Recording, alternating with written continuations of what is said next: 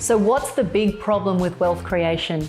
How do people like us, who didn't inherit a boatload of money, who are investing and building wealth from our own blood, sweat and tears, how do we invest in a way that gives us remarkable results and become financially free before retirement age? I don't know about you, but I am sick of hearing from wealth gurus and experts who don't walk their own talk and prescribe strategies that are a one-size-fits-all approach. For self-made people like you and me, I'm here to tell you that you don't need to be superhuman or already wealthy to reach financial freedom earlier than 65. This is the Alternative Investing Podcast. Hey guys, welcome back to the podcast. So today I am going to be a little controversial. And what I really want to talk about is the absolute sack of shit that society has cultivated over the last 50 or so years, which tells us that unless we are prepared to take crazy risks, that the idea of an early retirement or financial freedom before retirement age is just unattainable. So there's so many ideas that I'm going to kind of bring into the discussion today. And I want to be really crystal clear that, first of all, I had to ask the question whether I'm actually even allowed to swear on a podcast. And hopefully I haven't offended anyone. But I guess the real sentiment behind what I'm trying to say is that I think far too many people are polite about the topic of wealth building. It's turned into a very conservative, suit-wearing industry. And if you Google the word wealth and then go and look at the news, I just find it sort of hysterically funny and riveting, almost like watching a car crash or a train wreck, in that it's just perpetuating this idea that if you do anything outside the norm, do it at your own peril, expect to be harmed. And, there's an entire industry of wealth professionals who are educated in one tiny sector of wealth building, whether it's, shares or managed funds or property. And then they believe that it gives them the right to speak holistically about wealth building. The best example I can give you of this is the financial planner who may be incredibly well versed on the topic of legislation around retirement funding and insurances and things like that, but who has maybe a fairly theoretical or cursory understanding of property or a cursory understanding of wealth building and money management, and yet speaks to their clients as if they are experts in all of those things.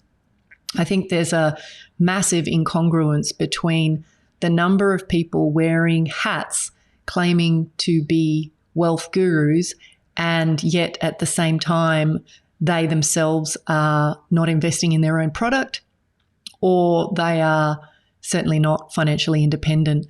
The flip side of that is the number of people who have built their wealth from earning income, telling people how to manage their wealth rather than from having made good investment decisions themselves. There's a few threads of ideas that I want to talk about today. So let me start at the beginning. I think that society tells us that the train to financial freedom is a slow one. And if you think about it from a number of different levels, I can understand why this belief or, paradigm has come about and why governments, I guess, reinforce that belief. And, as I said before, the perception is that if you deviate from what is known, what is regulated, that it must be dangerous. But if you believe that, then it will be true. It's kind of like a self-fulfilling prophecy. I don't actually believe in a silver bullet. I don't believe that there's a way to get rich fast. You've got to do the hard yards. But I think there's a lot of self-made business owners, a lot of self-made entrepreneurs, CEOs who have, hustled hard and worked hard to build their status as leaders in whatever it is that they're good at. And then they're expected to put their money into these fairly mediocre performance investments, partly because they believe it will be safe and partly because they believe they have no other choice.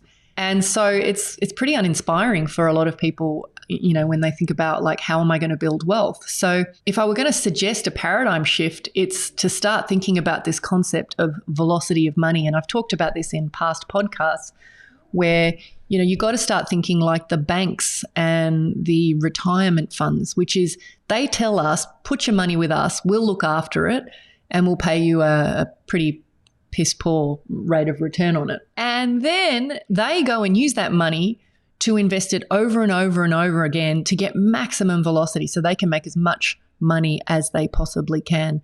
They gouge with fees, they gouge with, you know, taking on risks. They subject that money to, you know, ups and downs of market turbulence. And then hopefully at some point in the future, you have the money that you need to live comfortably in retirement. Although, as we know full well, that is certainly becoming less and less the case. The governments support this, as I said earlier, because it's in their interest to have us working as long as possible. Some of you may have heard the discussions that have been circulating for some time now about the loss of brains trust in the workforce as particularly the baby boomers start to retire and the gaping holes that is leaving in the workforce. And, you know, there's all sorts of schemes at the moment to try and get people to stay in the workforce longer because they need those skills, they need that wisdom. And so from that perspective, I see why the idea that retirement is getting pushed further and further out into the future makes sense. It's, you know, supports the society. It keeps the wheels moving. But here's the thing that I want to kind of, I guess, frame up for you as a potential paradigm shift. I'm not arguing for people to retire and go and play golf all day, every day, or you know, take up art classes or, you know, become a useless member of society. What I'm arguing for is that people set out to achieve financial freedom or the financial freedom that they need well before retirement age so that they can go out into the world and have the impact that they want, whether that means continuing to run their businesses, whether it means having an impact in the world that might be different to the pathway that you're currently on, where you can use your wealth to, you know, influence the people in your community, your children, other members of your family. So, you know, I think about the number of people you've met in your life who hate what they do. They just hate it, but they do it because they have to. They do it because it puts food on the table. They do it because the investment portfolio they have isn't enough to carry them through the lifestyle cost, the baseline lifestyle cost that they have created. I want to tell you just very quickly about a client of mine. We'll call him Frank, just for now, for want of a better name. He has a great property portfolio. He has worked really hard. I mean, I can tell he's worked really hard. I can tell he's been a great steward of his money, that he has suffered from massive delayed gratification. He talks about his financial needs being extremely modest. And in fact, the property portfolio he already has is throwing off more income than he actually needs to live.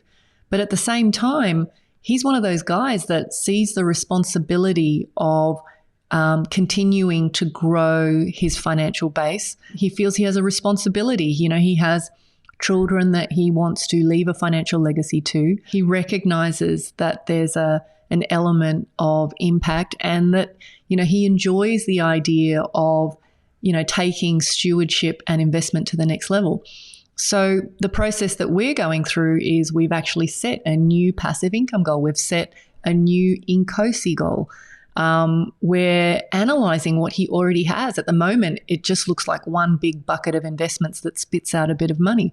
He hasn't bothered to separate each asset into its own kind of bucket so that he can analyze, like, who are the winners and where are the lame ducks. He's not making holistic decisions about how he manages his wealth and what he does with it. So, you know, once we've been through that exercise, we're identifying what percentage of his capital he's happy to put into the world of alternative investments, which, you know, are going to give him anywhere from, say, 8 to 12% conservatively net income returns. And what we've worked out is even if we took the bottom of that range, 8%, and we said, let's put a small fraction of your capital into those kinds of assets, let's split that amount into many, many buckets, we're going to increase his current passive income by 50% in the next 3 to 4 years and match what he has achieved by slogging it out over the last 30 years. Now, right there, that is a mic drop. We're not asking him to take on a whole lot of risks. We're certainly not asking him to liquidate any of what he's got. It's about tweaking what he already has in play and optimizing the cash flow from his overall portfolio. And that is, I talk about this all the time. It's what I call having your cake and eat it too. Once you've done the hard yards to build a good capital base, this idea of transitioning to financial freedom is an easy one. It's really about just saying, what is the minimum amount of capital that I need to take, deviate from the traditional path and put into alternative to really, anywhere from 2x to 5x my passive income stream. And for a lot of people, if they could do that right now, it would lead to game over. So Frank is a great example of what I see all day, every day as being the entrepreneur who has the right mindset, has done all the right things, but just is kind of not firing on all cylinders. So if I were going to give you some action steps to consider in terms of what to do about this, frankly, bullshit that we've been told about what wealth building should be, is number one, get access on your freedom formula. Go back to the podcast I recorded on this and get some clarity in terms of depth around what it means, but get clarity about what you want. What would life-altering passive income be for you? Secondly, work out how to create a higher level of stewardship. Optimize what you already have. How do you step up your stewardship? How do you kind of move to the next level in terms of, instead of thinking about your assets as a big bucket, start to pull them apart. Who's giving you advice on what? What's working, what's not? And then the third thing is start working at how much capital you would need to have working for you if you, say, had a rate of 8 to 10% net income coming off it to get where you want to go. And then the final thing that I would say is challenge the board of advisors that you currently have. Why are they challenging you and pushing you down a certain pathway when it comes to your investing? Is it that they have a vested interest? Is it that that's all they know? Is it that they genuinely have your best interest at heart, but that's the scope of their capacity to offer you products and investments? So, guys, I hope you found this useful. I really genuinely believe that this point in history is better than any other point in history to start, flexing your mind to a different way of doing things. I think this idea of retirement at 65 is redundant. I think that more and more people are frustrated with the system.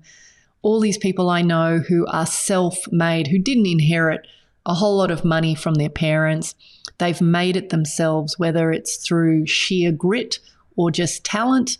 But it's your responsibility, if you earn great income, to convert that into wealth. It's the gift that this life has given you. And if you want help with that, if you like this idea of understanding your freedom formula and how to, massively bring forward your financial freedom or retirement, get in touch. Send me an email, send me some questions, and I'll certainly see if I can help. Take care, guys. You've been listening to the Alternative Investing Podcast. If you're feeling frustrated that despite doing everything right in the property investing playbook and you're no closer to financial freedom, then head on over to inkosiwealth.com to learn more about how you can use alternative investments to catapult your investing income and blend strategies to shave decades off your timeline to financial freedom. See you on the next episode.